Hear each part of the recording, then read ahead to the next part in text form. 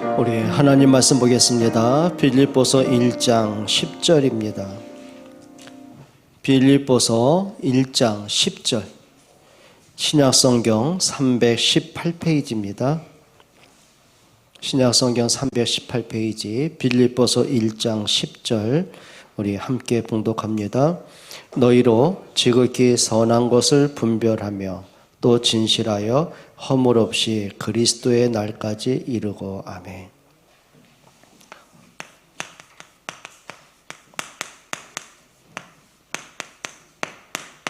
이럴 때는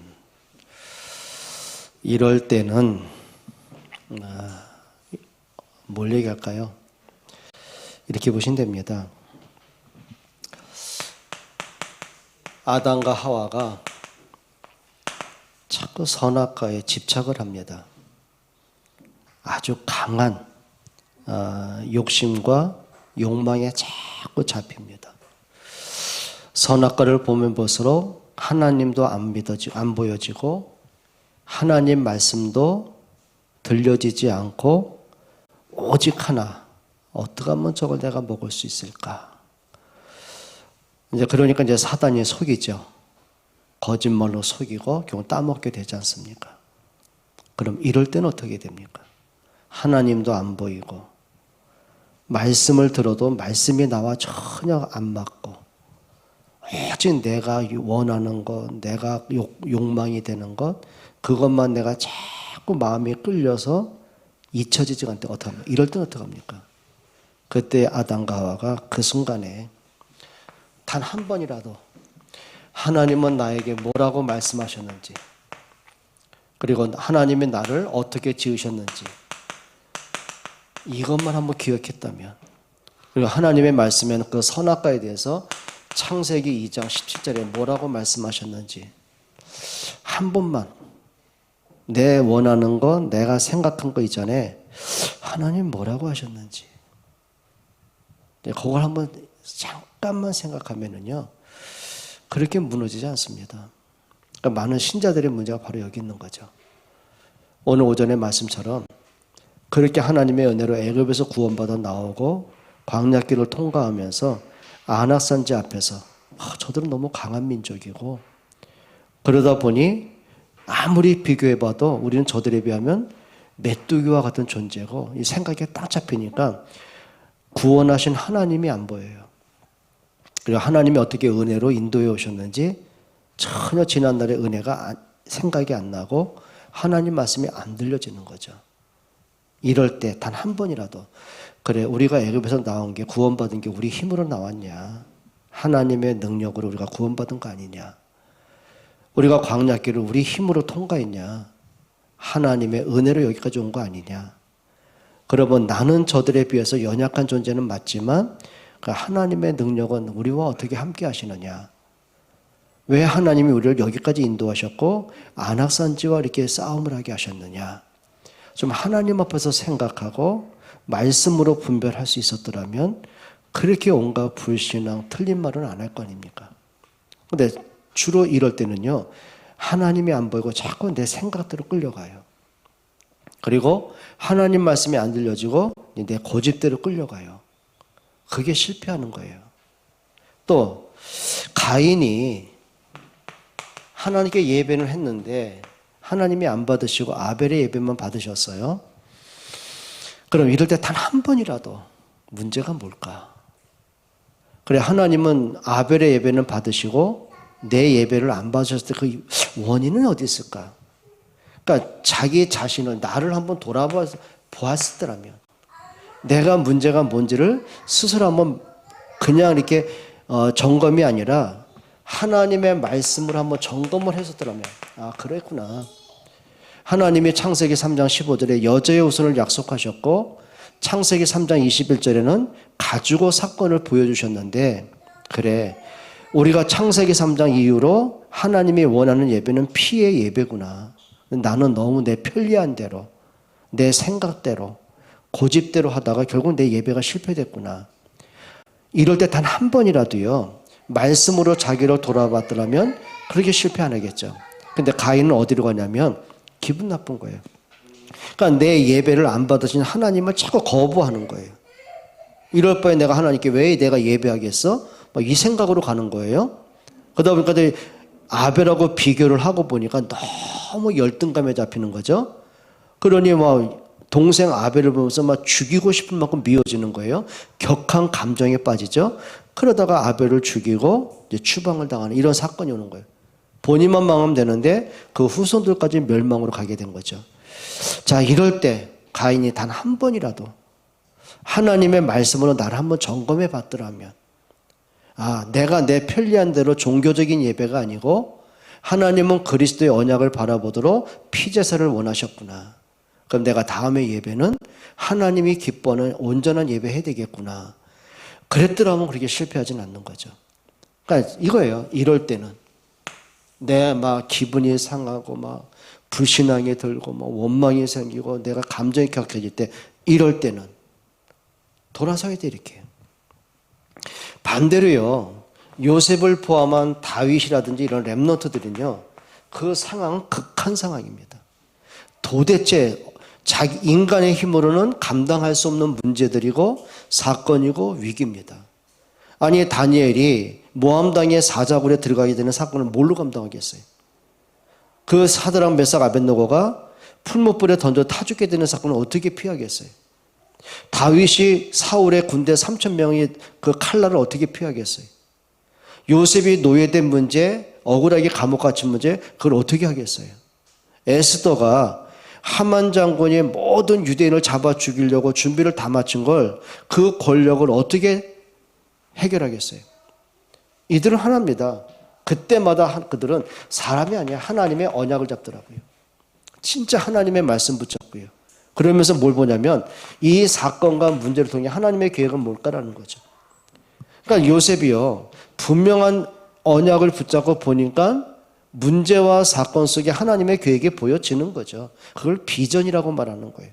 살려주세요, 못하겠어요, 힘든 기도가 아니고, 단순한 게 아니고 하나님이 이것 때문에 나를 애굽에 보내셨구나. 생명 구원하라고, 그리고 큰 구원을 이루라고, 그리고 우리 후대 렘넌트를 세우라고 나를 이곳에 애굽에 비록 노예였지만 이 사건을 내게 허락하신 거구나.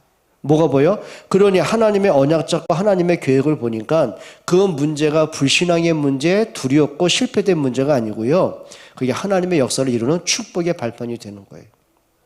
모든 게 그렇게 보는 거예요. 여러분, 유대인과 바리새인들이 종교적인 관점, 율법적인 관점으로 예수를 볼 게 아니고요, 정말 복음으로 봤어야 되는 거예요. 그러니까 정치적인 관점으로 보니까 메시아는 뭐냐면 우리 민족만 위해서, 유대인만 위해서 오시는 메시아로 본 거죠. 그리고 전 세계의 최강국으로 만들 정치적인 메시아로 본 거죠.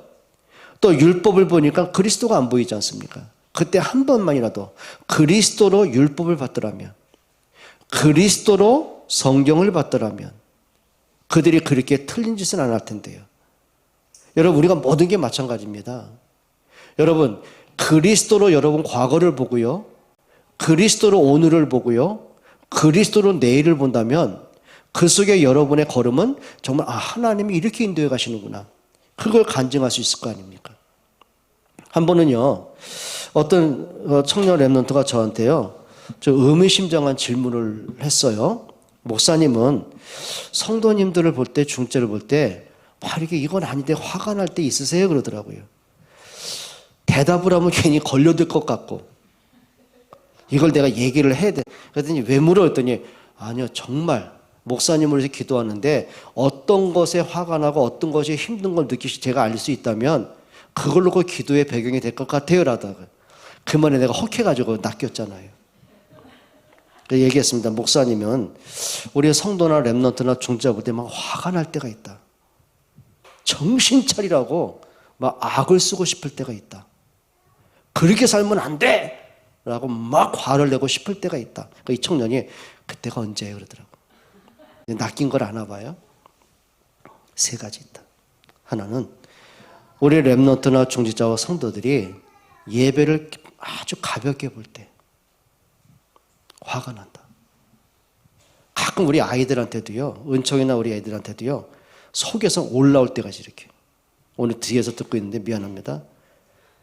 너 그렇게 하는 거 아니야. 예배는 그런 거 아니야. 예배는 종교 행위가 아니고 너의 편리한 대로 하는 게 아니야.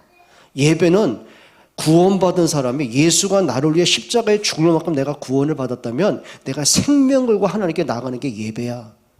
초대교회는 그렇게 핍박을 받고 잡히면 죽을 줄 알면서도 모여서 날마다 예배했어.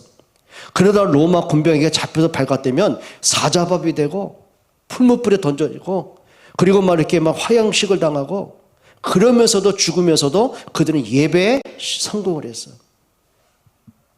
그래서 그 얘기한 거예요. 예배를 가볍게 하는 성도나 중자를 보면 나는 속에서 불이 날 때가 있어. 또 신났는지 또 물어봐요. 그럼 두 번째 뭐예요? 그러더라고요. 말로는 복음을 위하고 전도, 선교, 교회, 렘넌트를 위한다고 하면서 그렇게 안 사는 거 보면 너무 화가 나. 정말 복음과 선교가 맞다면 11조, 건축, 선교, 감사 이거는 정말 기쁨으로 해야 되는 거예요. 근데 대다수의 많은 성도들이 참 안타까운 게 11조 선교를 못 하더라고요. 그러니까 걔가 신났는지요. 세 번째 뭐예요? 그러더라고요. 심각하게. 세 번째는 교회 안에 불신앙의 말을 막 하고 다니는 사람들이 있어. 연약한 성도나 렘넌트가 그 말을 들으면 또 무너지고 교회 떠나가는 걸 볼 때 막 가슴에 화가 날 때가 있어. 그러니까 얘가 또 질문해요. 그럼 목사님 그럴 때 어떻게 하세요? 그러더라고요. 그때 이제 진짜 낚이면 안 되잖아요. 그래서 내가 지금까지 해온 걸 나는 하나님께 엎드려. 하나님께 엎드려. 그리고 기다려. 그래서 얘기했어요. 단 한 번도 내 입에서 이렇게 불신앙의 말을 하고 다니는 사람을 불러놓고 야단을 치거나 그런 적이 없었어. 다만 하나님의 절대 주권을 믿고 하나님이 하실 일을 믿기 때문에 나는 다만 기도를 하고 기다려. 그래서 얘가요 가만히 있더라고요. 하는 말이 마지막 질문하겠대. 목사님 저에 대해서 어떻게 생각하셔요? 이게 더 심각해가지고 그랬죠. 네 속에 복음이 있는 것도 난 안다. 네가 복음을 사랑하는 것도 알고 네가 어린 나이지만 정말 복음을 위해서 살고 싶어하는 중심도 안다. 근데 문제는 네가 그걸 지속할 힘이 너에게 없는 것도 너는 알아야 돼. 그래서 우리는 하나님의 주는 힘을 얻어야 돼. 네가 하고 싶다고 되는 게 아니고 하나님의 주는 힘을 얻어야 그걸 감당할 수 있는 거야. 그때 얘가요 가만히 듣더라고요. 정말 그렇습니다. 우리가 순간순간마다 이럴 때는 어떻게 하겠습니까? 이럴 때 어떻게 하겠습니까? 정말 어떤 때는 하나님 말씀하고 나하고 안 맞다고 느껴질 때, 왜 나는 자꾸 이렇게 어렵고 힘든 문제만 생길까라고 고민이 될 때, 이럴 때 여러분 어떻게 하시겠습니까? 그때는요 언제든지 하세요. 하나님 앞에 서세요. 그게 우리는 코람 데오 신앙이라고 말하는 거예요. 그리고 언제든지 하세요. 하나님의 말씀은 뭐라고 하실까? 이 문제와 하나님의 말씀은 어떤 관계가 있을까? 그럼 이 문제를 통해 하나님은 어떤 일을 하기를 원하실까? 그게 기도입니다. 여러분들에게 이럴 때 생각 따라, 여러분이 감정 따라, 기분 따라, 여론 따라, 분위기 따라 끌려가는 게 아니고요, 말씀 따라가는 여러분 되시기 바랍니다. 기도하겠습니다. 하나님께 감사를 드립니다. 때로는 내 생각과 하나님의 말씀과 안 맞다고 느껴지는 그때가 오히려 하나님 말씀 붙잡을 때인 걸 믿습니다. 때로는 내 감정과 내 생각에 잡힐 때가 오히려 이제는 하나님 앞에 설 때인 것을 믿습니다. 그 문제와 사건을 통한 하나님의 계획, 교회와 그리고 전도, 선교, 렘넌트가 세워져가는 그 응답을 누리게 하여 주옵소서. 예수 그리스도의 이름으로 기도합니다.